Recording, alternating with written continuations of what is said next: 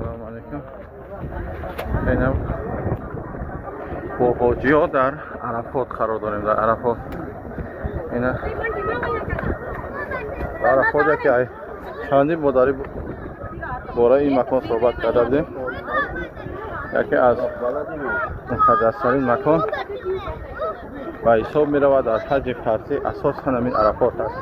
کسی در عرفات باشه حتما حج فرضیش قبول است و کسی که عرفات از که احرام نکرد دیگر حجش ناقص میماند، یعنی حج فرضی دیگر قبول نمی شود.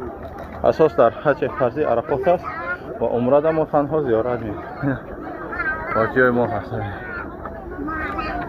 مرحمت برادران، برای حج عمره از تاجیکستان، از ازبکستان، از روسیه مراجعت کنید و یک سه برادرها برای شما گفتم بده.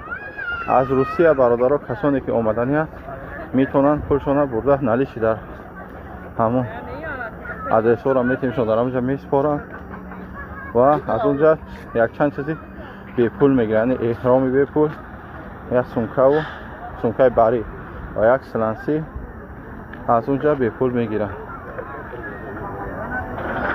مرحمت بیارین، با کمک از الله میسپارن.